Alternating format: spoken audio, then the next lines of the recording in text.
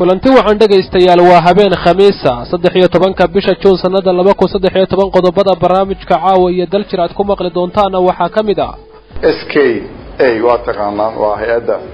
airportka haysatay in ay mas'uul handlinkeeda iyo mas'uul ka tahay hore loo siiyay xukuumadihii inaga horeeyay Soomaaliya siiyeen 3 sano joogtay waxa markii la isbarbardhigay muddana muxuu ahaa la dirsayay faa'iidada ay u leedahay iyo maslaxada dalka ay u leedahay la isbarbardhigay loo fooday in la siiyo favori oo Turkish ah waxa weeye waa company Turkish ah golaha wasiirada ee dawladda federaalka Soomaaliya oo amray dalka inay ka baxdo shirkadda SKA oo qaabilsan amaanka garoonka diyaaradaha ee magaalada Muqdisho 106 mm hoobiye waxa laga soo qabtay 22 qaarkood waa duug qaarna waa qaar cusub inta cusub waxay ugu talagaleen inay u isticmaalaan qaab ahaan inay u adeegsadaan sidooda laakiin kuwa duuga waxay ugu talagaleen inay baaruudda ka daadsadaan baaruudda inay u isticmaalaan qaraxa waxyaaba qarxa ay sameeyaan taliska bilayska dawladda federaalka oo soo bandhigay hub ay ka soo qabteen xaafadaha magaalada Muqdisho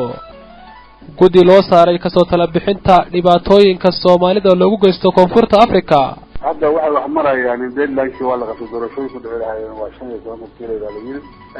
ururada hadda waxa jeeyeen oo gabagaba liisaskoodii ganacsiga local government consulska Puntland oo galaysa waji cusub oo doorashooyin ah iyo aragtiyo kala duwan oo laga bixiyay saansaanka doorashooyinka soo socda warbixin dheer oo arrintaasi ku saabsan ayaad barnaamijka ku maqli doontaan maxaabiis ku eedeysnayd inay shabaab yihiin oo xabsi ku yaala magaalada Mombasa ka baxsaday iyo dawladda Kenya oo sheegtay madaxweynaha Jubbaland inuu yahay Axmed Madoobe qaar kamid ah aqoon-yahanada Soomaaliyeed oo wax laga xumaado ku tilmaamay faragelinta dawladda federaalku ku hayso arrimaha Jubbaland ergeyga gaarka ah ee qaramada midoobay u qaabilsan Soomaaliya oo gaaray magaalada Hargeysa ee xarunta maamulka Somaliland taliska bilayska karkaar oo ka warbixiyay amniga gobolka kana digay diidmada lacagta shilin Soomaaliga al-shabaab iyo ciidamada huwanta ee dawladda federaalka iyo ahlu sunna wal jamaa oo ku dagaalamay deegaano hoostaga gobolka Gedo deeq isugu jirta dhar iyo raashin oo la gaarsiiyay dad ku guriya beelay dab ka kacay Kambara kacayal oo dhawaan ku gubtay duleedka magaalada Garowe qodobadaas ayaad kaga bogan doontaan barnaamijka caawiya daljir anigoo khadar cawlahay ee la socodsiinaya stuudiyaha daljir Buuhoodla iyo idinka imaanaya waxaad sidoo kale naga dhageysanaysaan guud ahaan xarumaha daljir laga dhageysto sida gobolada Puntland gobolada dhexe ee Soomaaliya bariga dalka Itoobiya deegaano hoostaga Somaliland xeebaha waddanka Yemen iyo dunida oo dhan naga dhageysataan degalka aan ka deganahay internetka ee daljir.com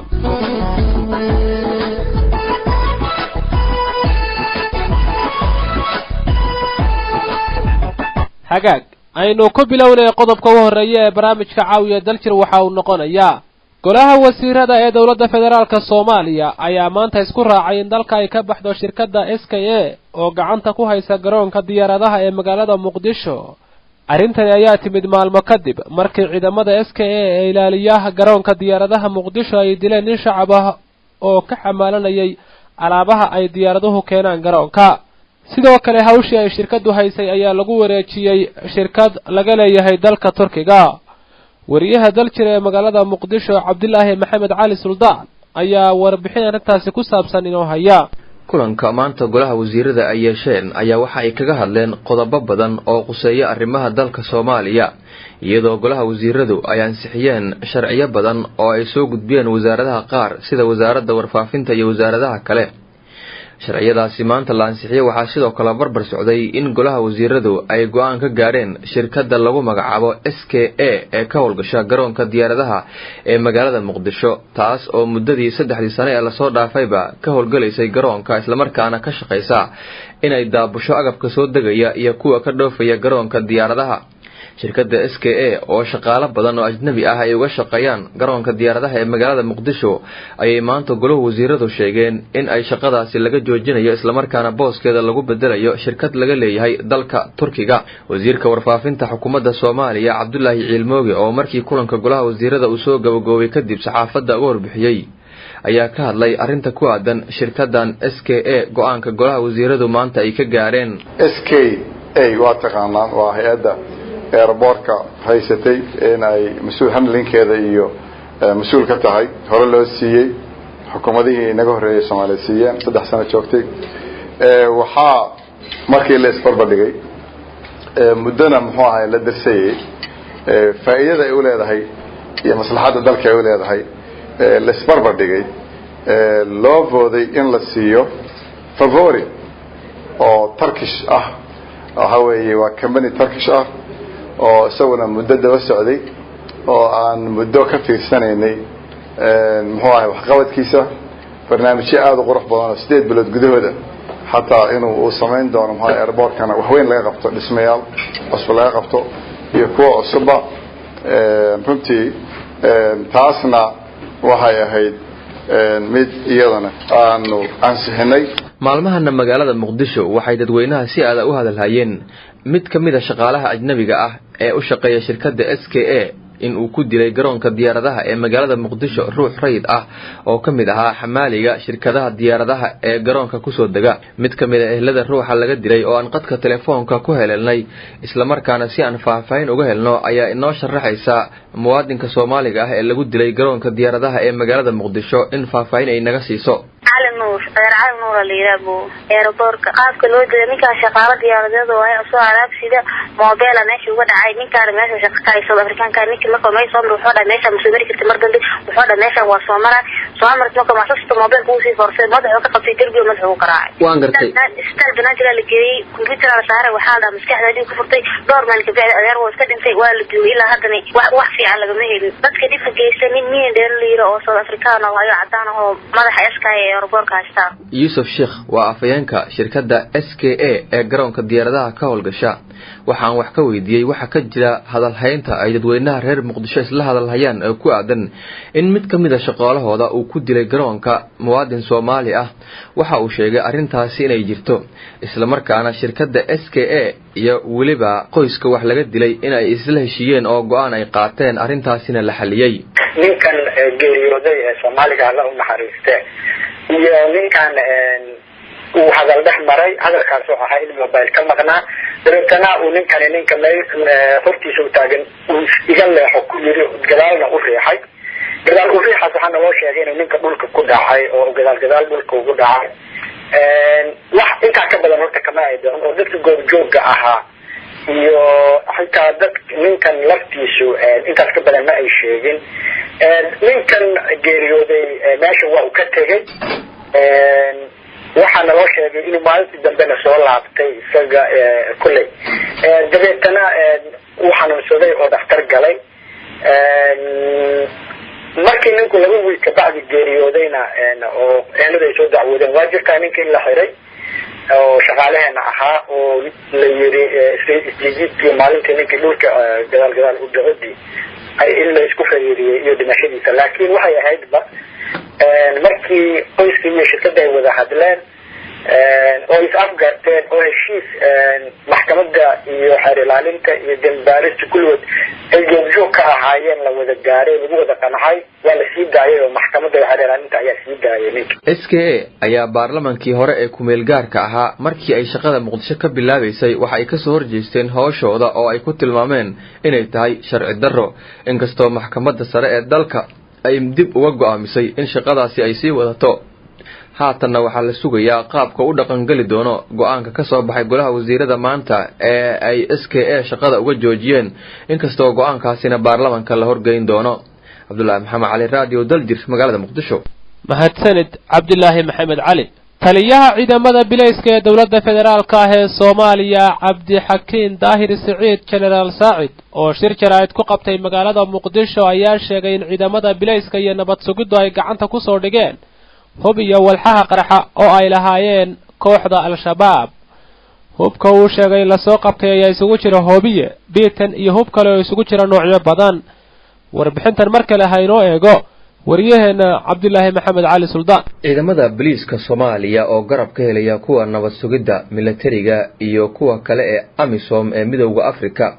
ayaa bariye la soo dhaafay waxay si toos ah uga howlgalayeen degmooyinka magaalada Muqdisho iyagoona xaafadaha qaarkood guri u baarayay howlgalladaasi baaritaanka ah ee toddobaadyadii aanu soo dhaafnay ka socday magaalada Muqdisho ayaa natiijadii ka soo baxday waxaa saxaafadda maanta u faahfaahiyay taliska ciidanka booliiska Soomaaliyeed taliyaha ciidanka booliiska Soomaaliya Generaal Cabdilxakiin Daahir Saciid oo loo yaqaano Generaal Saacid isla markaana shir jiraad ku qabtay xarunta booliiska ee Command Police ee magaalada Muqdisho ayaa waxa uu faahfaahin ka bixiyay howlgalladii dhawaan laga sameeyay magaalada Muqdisho waxyaabihii booliisku ay gacanta ku soo dhigeen. taliyaha ayaa intaa ku daray in ciidamada booliiska iyo kuwa nabad sugidda Soomaaliyeed oo iskaashanaya ay ku guuleysteen inay gacanta ku soo dhigaan hub fara badan iyo waxyaabaha qarxa oo la sheegay in ay lahaayeen al-shabaab isla markaana magaalada Muqdisho xaafadeeda qaarkood ku qarsanaa sida taliyaha uu hadalka u dhigay. hubkaasna la doonayay in lagu dhibaateeyo shacabka ku nool magaalada tan Muqdisho. qalab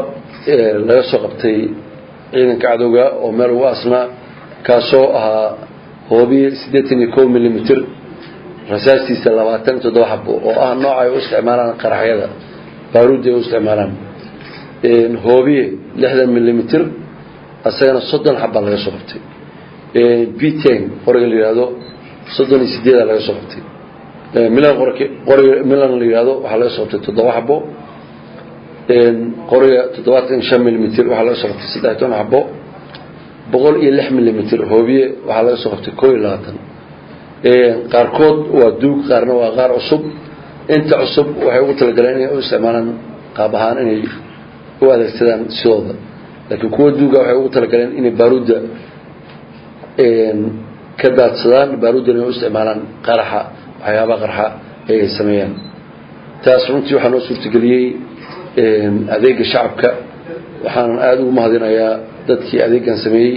waxaan ballan qaadaynaa sidaan islamada mar walba ay ogaadaan haddii la soo gaarsiiyaan inaan sida ugu fiican isla markiiba ugu dirayna ciidan isla markaana laga badbaadinayo waxyaabahan dadka lagu dhameynayo wada arkaysaan waxa ay damacsan yihiin oo qorsheenayaan waa goobihii ganacsiga waxa ay rabaan waa un goobihii dadku isugu imaanayeen gaadka laga raacay iskuuladii carruurta yararka oo 7 sano jirta ayay u dhibayaan bacyar oo madow leeyihiin geeya ama qofkaas u geeya xogaa lacagtan qaata. Generaal Saacid taliyaha ciidanka booliiska Soomaaliya ayaa sidoo kale sheegay howlgalladii muddooyinkii la soo dhaafay magaalada Muqdisho ay ciidamada dawladdu ka sameeyeen in si aad ah uga qayb qaateen shacabka magaalada Muqdisho kuwaas oo ku sheegay in si aad ay ula shaqeeyeen ciidamada booliiska Soomaaliyeed xoga fara badan oo ay soo gudbiyeen lagu guuleystay in natiijo wanaagsan ay ka soo baxdo isaga oo sheegay in arintaasina ay tahay mid wanaagsan oo amniga Muqdisho lagu sugayo howlgalladan ay sii socon doonaan. shacbiga Soomaaliyeed waa shacbi mar walba diyaar u ah nabadda in ay wax qabtaanna booliisku diyaar bay u yihiin xiriir aad u wanaagsan ayaana ka dhaxeeya booliiska iyo dadweynaha Soomaaliyeed taasana mar walba suurtagelisa in aan musaabino kortag iyo markii wax dhacaan badbaadinta ummadda xoolahooda iyo naftooda intaba tababarada ay qaadanayaan ciidamadu waxa ka mid ahayd si loo badbaadin lahaa markii qarax dhaco si wada jir ay ciidamada qaybooda kala duwan ugu soo gurmanayaan una sameynayaan falgalkii loogu talagalay sidoo kale waxaan aad u diyaarinaynaa ciidan qalabeysan oo runtii baaxad leh aan ku kalsoonahayna in ay mar dhow si fiican magaalada xamar u sufeyn doonaan shacabka Soomaaliyeed maanta waxay u istaageen ilaahay mahadiis in ay hawshaas gacan weyn ka geystaan ayaga ina dhibki soo kartay magaalada isbedel baa ka bilowday nolol baa ka bilaabatay intaas umadu diidan yihiin toddobaadii aynu ka soo gudubnay magaalada Muqdisho waxa ay ciidamada dawladdu ka sameeyeen howlgallo isdaba joog ah oo 16 degmo ee gobolka Banaadir laga sameeyay kuwaas oo boqolaal dadweynaha reer Muqdisho ah lagu soo qabqabtay inkastoo la sheegay in haatan baaris ay ku socoto dadkaasi la soo qabtay kuwa dambiga lagu helo ay mutaysan doonaan ciqaabta sharciga uu dhigayo kuwa kalena la sii dayn doono. ciidamada booliiska Soomaaliya gaar ahaan kuwa birmadka ee dhawaan tababarka uu soo gabagaboobay ayay saraakiisha booliisku ku sheegeen in har iyo habeen ay magaalada ka howlgali doonaan iyadoona booliisku ay qabsadeen muddo 9 casho ah in magaalada Muqdisho amnigeeda ay wax wanaagsan ka qaban doonaan. Abdullaahi Maxamed Cali Radio Daljir magaalada Muqdisho. aad buu mahadsan yahay wariye Suldaan oo warbixintaasina inoo soo jeedinayay.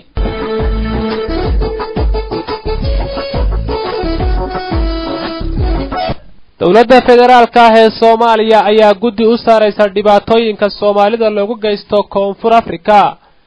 guddiga oo noqon doona mid xaqiiqa raadina ayaa baari doona sababta ka dambaysa in dadka Soomaalida ah lagu bartilmaameedsado dalka Koonfur Afrika. wasiir ku-xigeenka wasaaradda arrimaha dibadda Soomaaliya injineer Maxamed Aadan Axmed oo la hadlay raadiyo Daljir ayaa ka warbixiyay guddigaasi iyo waxyaabaha ay qaban doonaan. adeer waxa weeye anagu aad iyo aad baan uga xunahay waxa meesha ka dhacaya ra'iisul wasaaraha waa uu ka hadlay arrintaas xogayaha joogtada shir jaraa'id buu qabtay maalmihii dhaweyd ee dhacdooyinkii ay dhaceen oo dadka Soomaalida lagu laayay madaxweynuhu wuxuu kala hadlay madaxweynaha Koonfur Afrika markuu ka qayb galayay shirkii Japan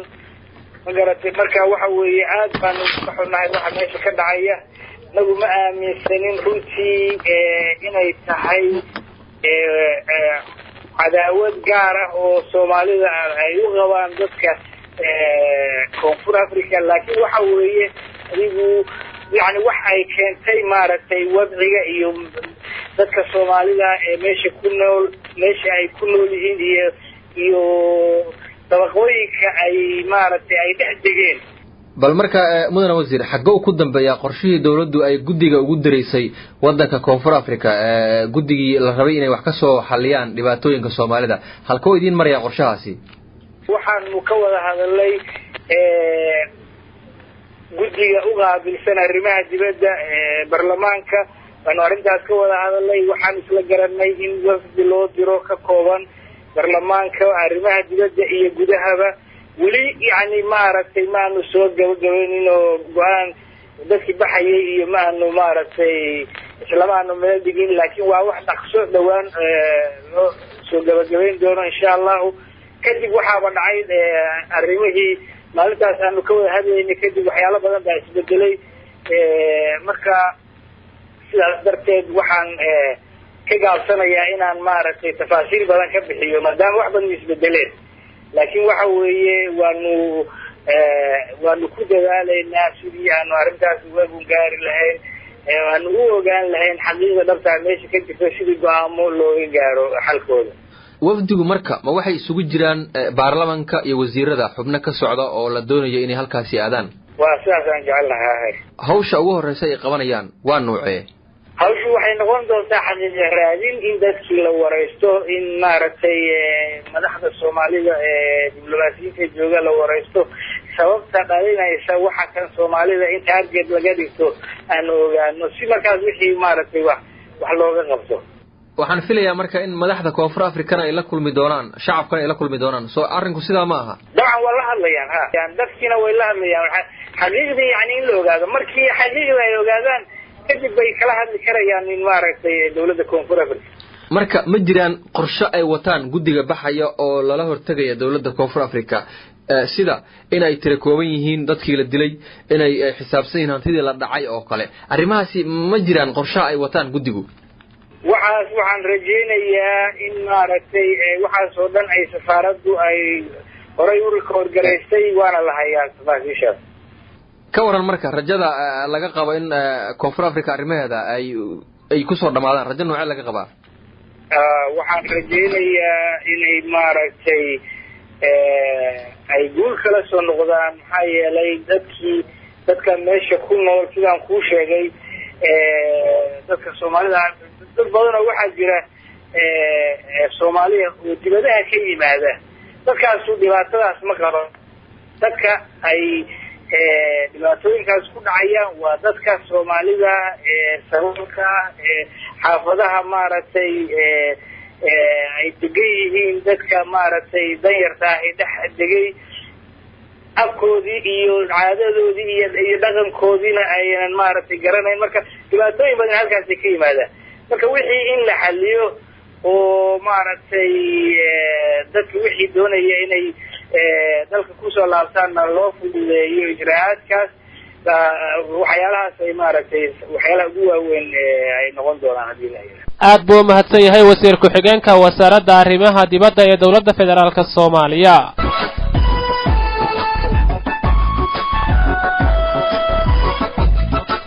barnaamijka caawiya Daljir ayaan ku guda jirnaa qodobka xigana waxa uu noqonayaa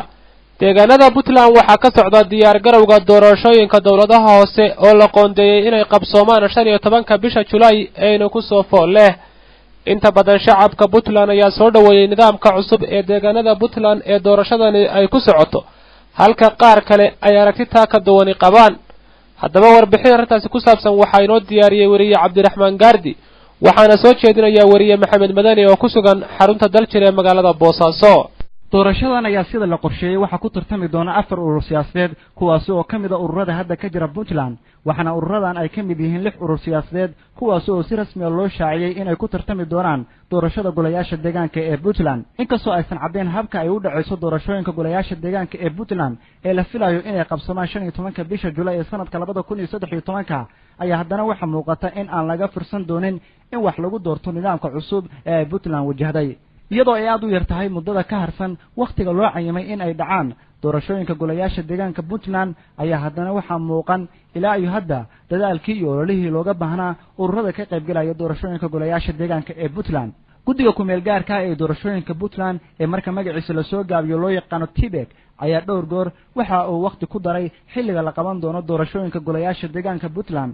waxaana ilaa iyo hadda ay bulshada qaarkood isweydiinaysaa sababaha kalifay in muddo dhowr goor ah waqtiga dib loo dhigo dhinaca kale waxaa jiray khilaaf soo kala dhex galay guddiga ku meel gaarka ah ee doorashooyinka Puntland iyo ururada siyaasadda ee Puntland kaas oo dhaliyay inay doorashada ka haraan qaar kamid ah ururada siyaasadda ee Puntland oo gabi ahaanba diiday inay ka qayb galaan doorashooyinka haddii aan laga hirgelin dhowr qodob oo ay sheegeen inay muhiim u yihiin qabsoomidda doorashooyin hufan oo lagu wada qanci karo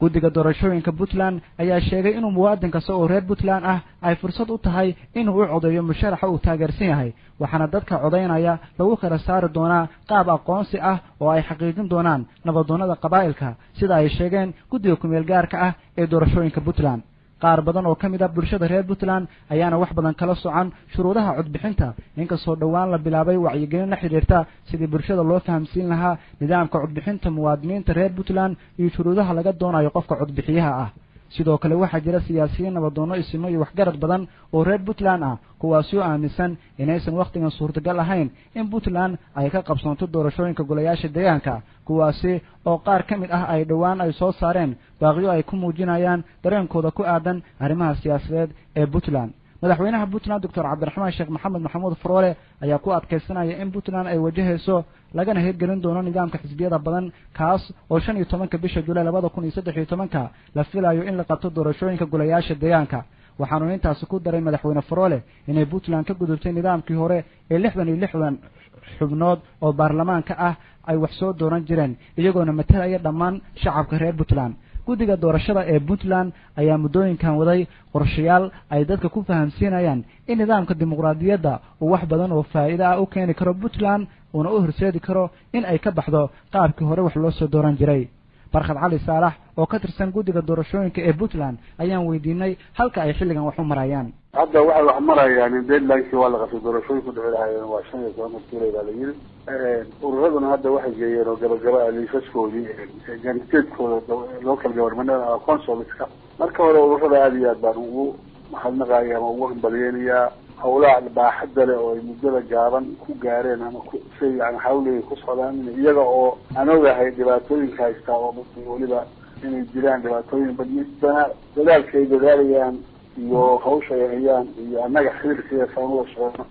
aad baan ugu hambalyeeyaa uguna soo dhaweynaya ururada siyaasadda ee ka qayb galaya doorashooyinka ayaa maalmahan waday xulista dadka u metelaya golayaasha deegaanka haddaba Axmed Yaasiin Saalax oo ah afhayeenka urur siyaasadeedka horumar iyo cadaalad ee magaciisa loo soo koobo Horcad ayaa ka waramaya gobolada iyo degmooyinka ay ka soo xuleen dadka u metelaya golayaasha deegaanka runtii gobolka bari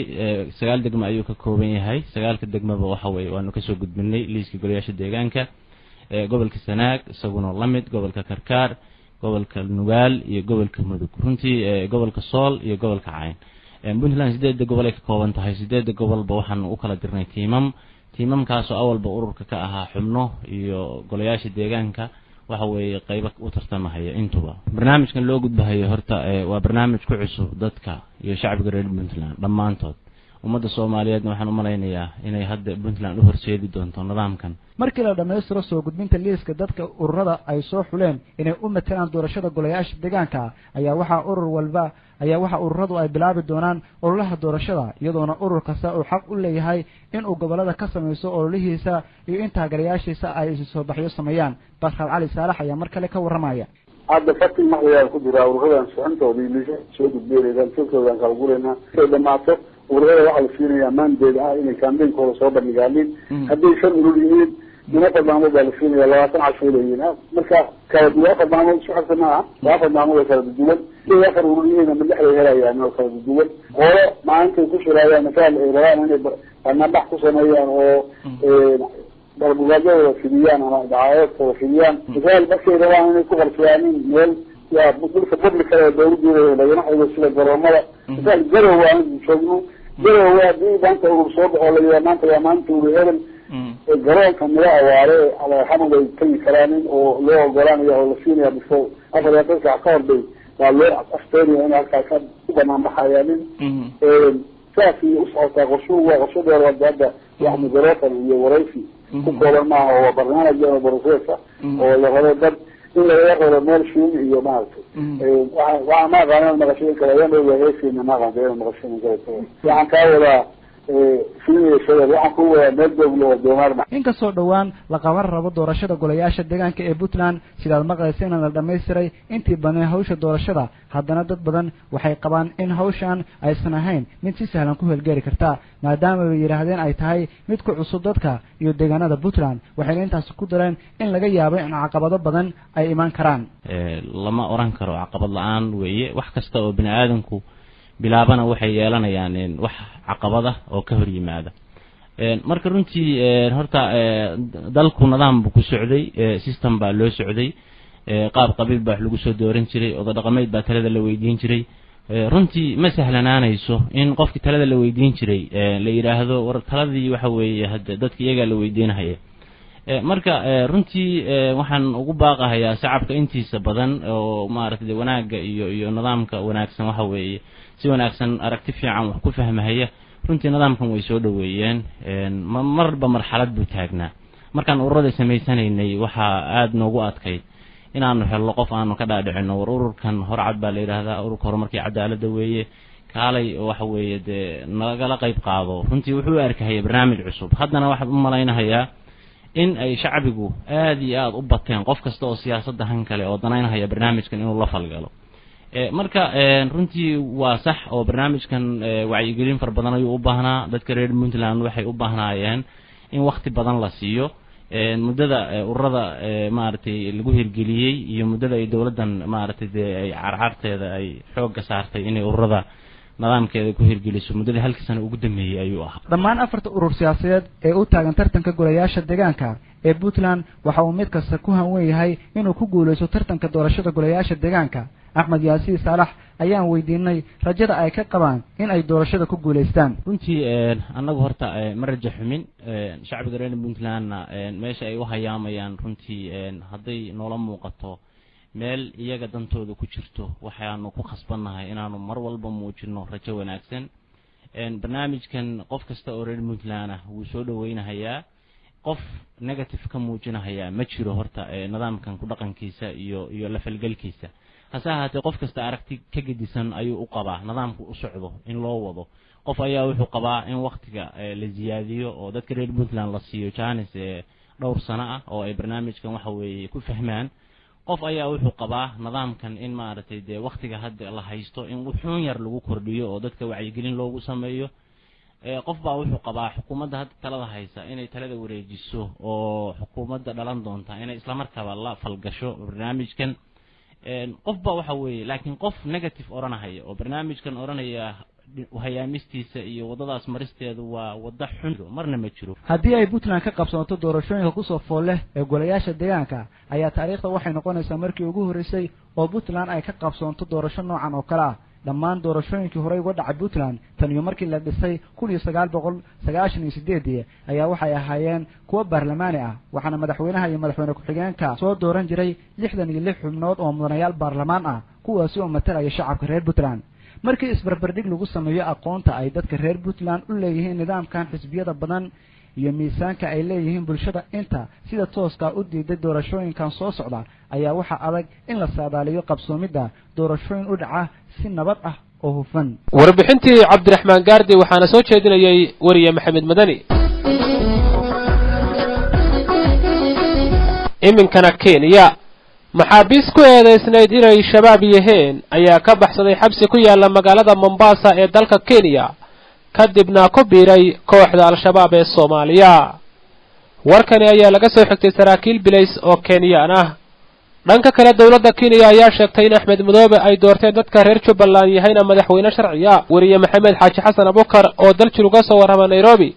ayaa wararkaasi inoo soo koobaya. booliiska dalka Kenya ayaa laga soo xigtay in 3 ruux oo u xirnaa ciidamada booliiska isla markaana ku jiray xabsi ku yaala magaalada Mombasa in ay ka baxsadeen kadibna ay ku biireen kooxda al-shabaab ee ka dagaalanta gudaha dalka Soomaaliya. wargeyska The Star oo kamid ah wargeysyada ka soo baxa magaalada Nairobi ayaa ku waramay in 3 ruux oo ku jiro nin magaciisa lagu sheegay Jermaine Grant oo u dhashay dalka Ingiriiska iyo 2 ruux oo kale oo gacanta booliisku ay ka baxsadeen kadibna ay u tallaabeen dhanka xuduudda Soomaaliya iyagoo la xaqiijiyay in ay ku biireen dagaalyahanka ururka al-shabaab. wargeysku waxa uu ku waramayaa in 3 ruux sidoo kale uu ku jiro nin kale oo magaciisa lagu sheegay Fuad Abubakar Mansawaab ka oo ka soo jeeda deegaanka Majengo ee Mombasa. horeyna booliiska ugu shakiyeen in uu madax u yahay dagaalyahano al-shabaab ka tirsan oo weeraro ka geysta gudaha dalka Kenya.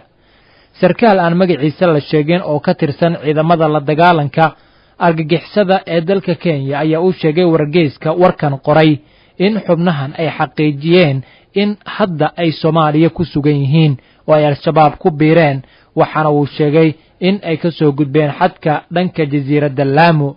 booliisku waxa ay raggan ku eedeeyeen in dhowr jeer ay maleegeen weeraro ka dhacay waddanka Kenya haddana kuwa kale ay qorsheenayeen.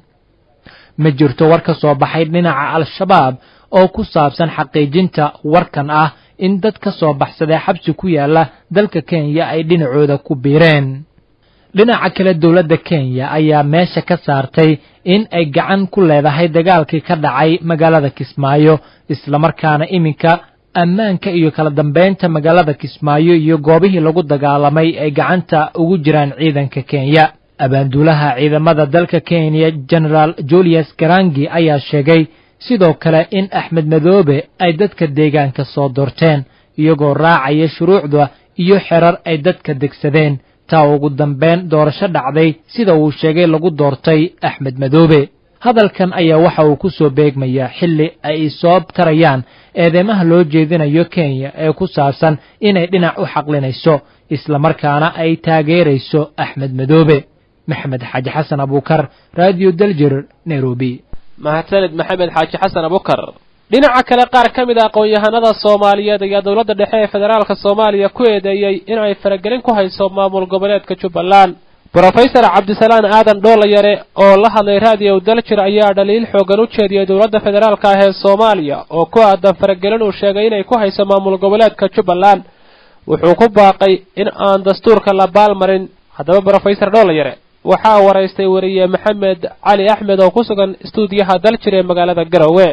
xaqiiqiyan dowlad goboleedka Jubbaland waa arrin ayaga xaggooda ka timid waana loo baahnaan maadaama dalku uu qaatay muddo hadda sanawaada waxaa loo yaqaan federal systemka in lagu maamulo. marka maadaama ayagu ayahooda ay isku dumeen ay isku maamuleen ay rabaan inay dowlad goboleed noqdaan dowlad goboleedka macnaheeduna waxa weeyaan federaalkuna awoodana goboladu qaar bay leeyihiin dowladana xukuumadda markaa jirtaan ama xukuumadaha iska daba imaanayaana qaar bay leeyihiin oo awooddu way kala qaybsan tahay. marka ayagu haddii ay damceen inay dowlad goboleed noqdaan madaxweynuhu doorteen systemkooda ay dhammaystirteen waxaa moodaa inay sax ku yihiin waana arrin aad iyo aad loo baahnaa bogaadina ay ku mudan yihiin sababtoo ah nabadgelyadu badanaa waxay ka hirgashaa meelaha dowlad goboleedyadu ay ka jiraan laakiin meelaha loo waayay securitygooda inuu dego sida muqdisho oo kale oo xukuumadda xitaa ay joogto way adag tahay haddiise dowlad goboleed noqon in ay maalan ay nabadgelyo fiican ay helaan dadka shaqo ay ka helaan maamulku uu ka hirgalo waxyaalo badan oo faa'iidooyin ugu jira dadka samaysanaya dowlad goboleedka oo waxaa moodaa in ay tahay dowlad xukuumad complete ama dhammaystiran professor marka la eego maamulka federaalka dalka dhan uu ka hirgalay maamul goboleed ugu horeyn maamul goboleedka Jubbaland lagu dhawaaqo waxa ugu horeeyay Puntland iyo Somaliland bal ka waran Jubbaland waxay isku tageen in ay maamul goboleed sameystaan iyadoo dalka federaaliya haddana arintaasi waxa ka biyadiisan in maamulka Jubbaland la dhiso oo iminka qaybo kamid ah la soo dhisay dawladda federaalka oo diidan marka arinta dawladda federaalka maxaad ku macnaheedu arinta dawladda federaalku waxay u muuqataa ilaa iyo dhowr macno bay noqon kartaa midda koowaad agaga kulaala magaalada caasimadda ee Muqdisho baa wax system oo maamul rasmi ka jirin waxa moodaa inay wali ku sii dambayso burcadnimadii waxaana moodaa dowlad goboleedyada ka jira gobolada kale ee Soomaaliya inay kana amaan badan yihiin kana nabad badan yihiin kana horumarsan yihiin marka toosida ummadda maamulka lagu baraarujinayo baa moodaa xukuumaddu inay ka soo horjeedo oo waxay iska jeclaysatay in meel kastaba fawdo ay ka jirto sababtoo ah xamar waxay caan ku tahay ilaa 23 sano oo jirayba hadda fawdadaasi ku caanamaalisay waxa kale oo arkaysaa xitaa in dawladdu meesha Jubbaland ka beedinsan tahay waxa ay ka maandhaafsan tahay in xuquuqdii dadka kala dhextiilay oo ama hantidii la kala haystay xitaa in dawladdu tilaabo ka qaado marto tisharif tilaabo kama ay qaadin مثلا تيك هوريسو عبد الله يوسف وقال لها ودالله ku fureen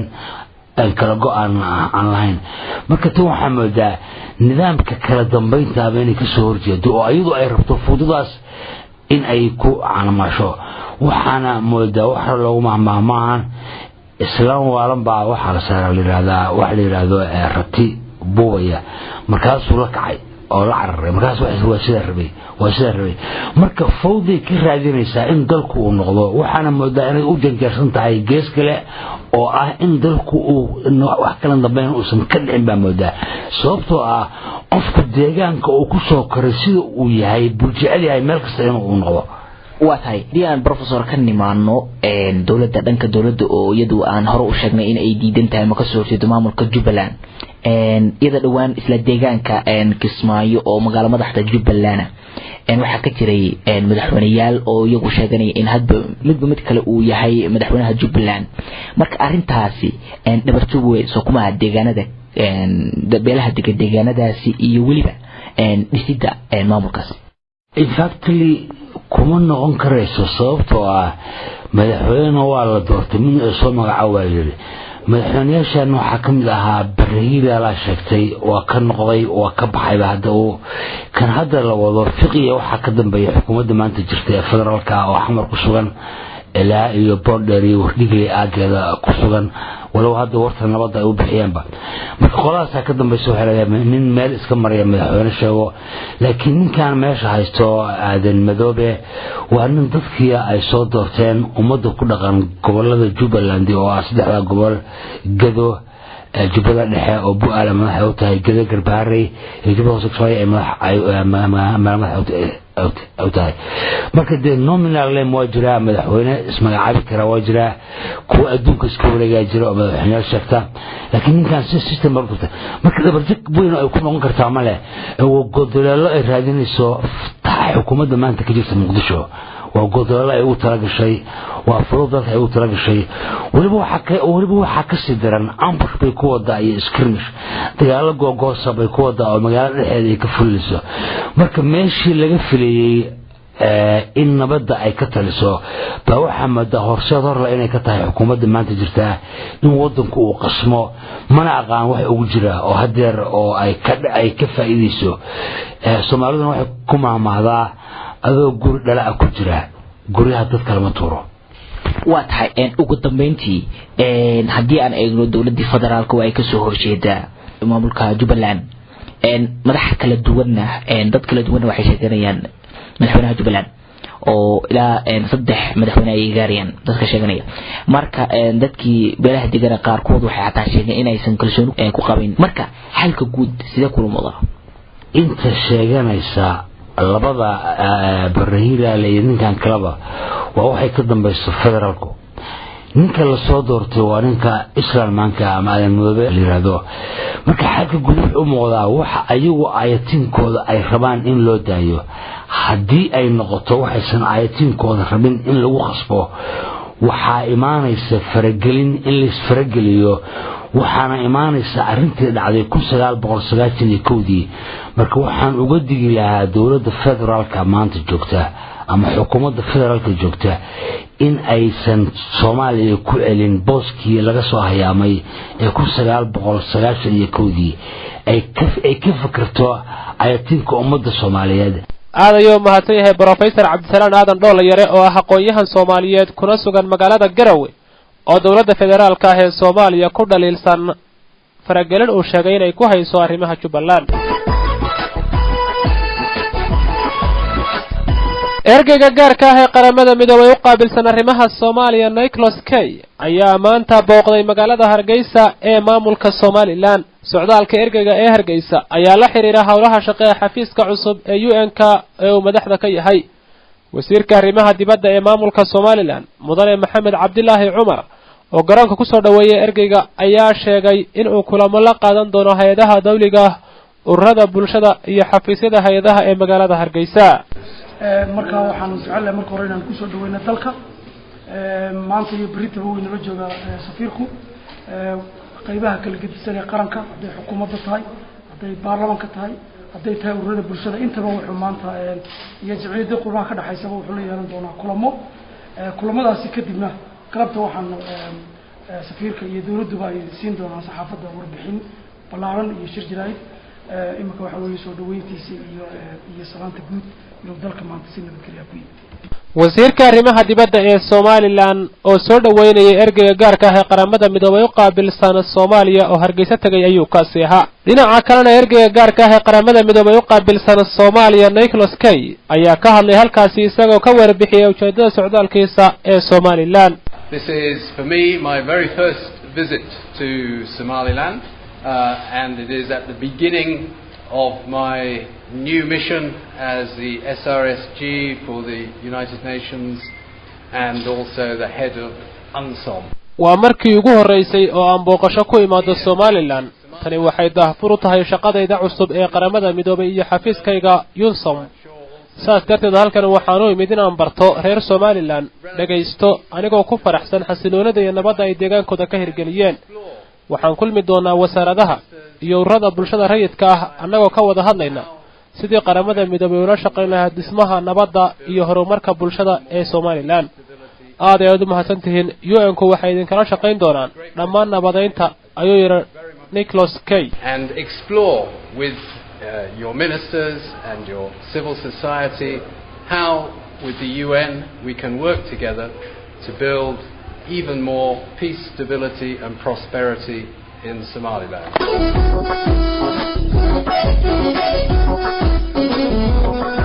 barnaamijka caawiya daljir ayaan ku dhex jirnaa